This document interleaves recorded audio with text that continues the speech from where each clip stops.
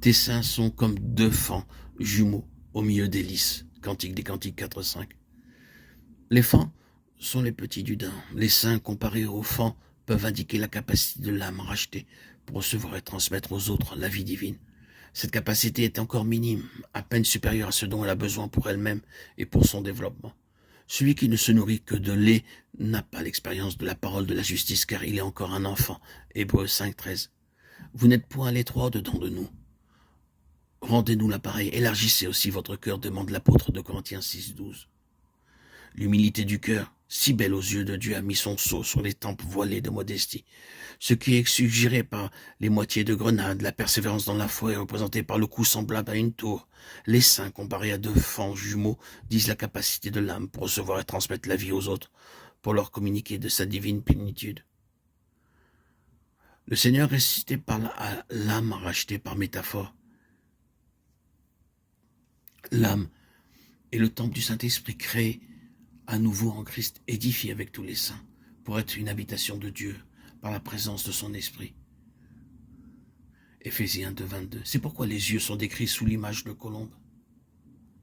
Tes yeux sont comme des colombes derrière ton voile. Cantique 4.1.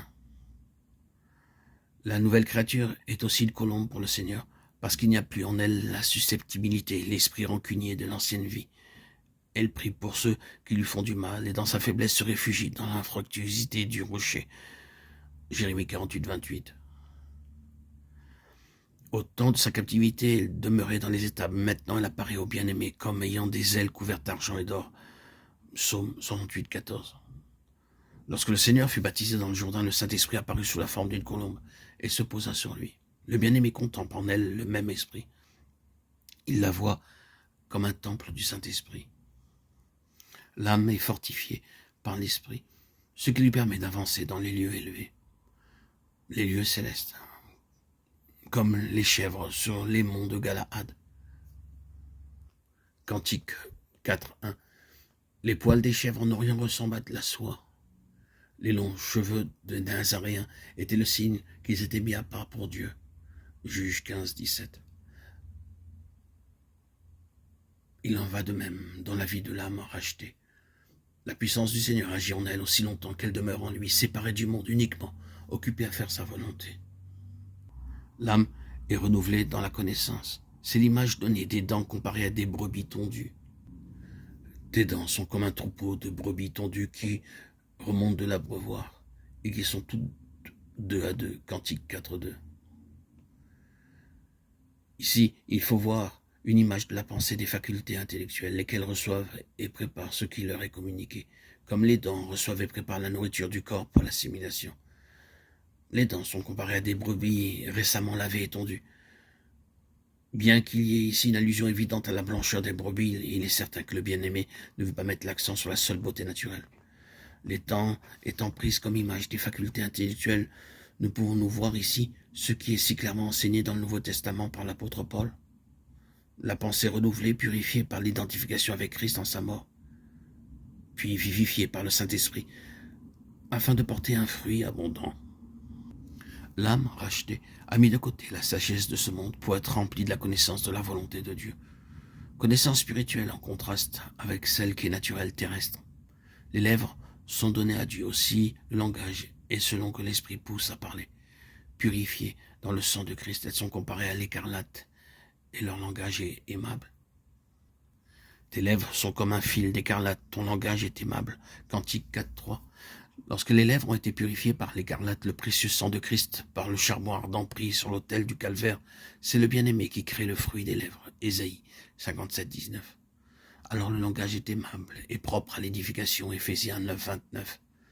Et l'âme, unie au bien-aimé, et qui vit dans sa communion en sa présence, sent instinctivement que toute plaisanterie est déplacée. Soyez remplis de l'esprit, dit l'apôtre, vous entretenant l'un l'autre par des psaumes, des hymnes, des cantiques spirituels. Éphésiens 5.18.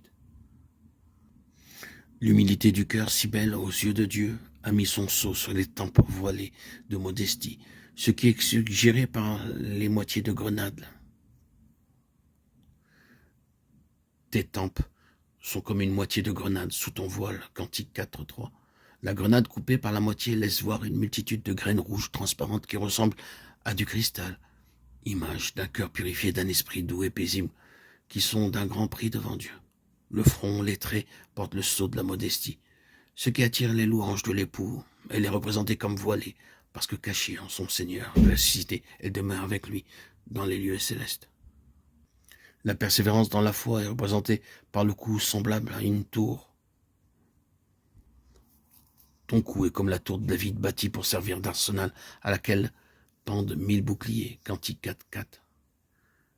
Comme la femme malade qui était courbée et que le Seigneur guérit ainsi, l'âme était autrefois courbée et ne pouvait se redresser. Luc 13:11-13. Mais le Seigneur glorifié a pris les barres de son joug, Lévitique 26:13, et il compare son cou à une tour. Ce n'est pas qu'elle marche le cou tendu ou que son attitude soit orgueilleuse, Ésaïe 3:16, toujours malléable, toujours docile entre les mains du Seigneur, et ne ressemble en rien au portrait que fait le prophète au chapitre 48, verset 4. Tu es endurci, ton cou est une barre de fer, et tu as un front d'airain. Son cou est comparé à la tour de David, l'arsenal aux 1000 boucliers, car par son union avec le Seigneur, puissant dans les combats, par sa droiture, par sa constance, sa course sans déviation, elle est invincible, puisque son bouclier c'est Dieu lui-même. Elle est donc prête pour la guerre contre les puissances des ténèbres, dont les assauts deviennent de plus en plus terribles à mesure qu'elle progresse dans la vie céleste. Les saints, comparés à deux fangs jumeaux, disent la capacité de l'âme pour recevoir et transmettre la vie aux autres, pour leur communiquer de sa divine plénitude. Tes saints sont comme deux fangs jumeaux au milieu des lys. Cantique 4:5. Si quelqu'un est en Christ, il est une nouvelle créature. Les choses vieilles sont passées. Voici toutes choses sont devenues nouvelles. 2 Corinthiens 5:17.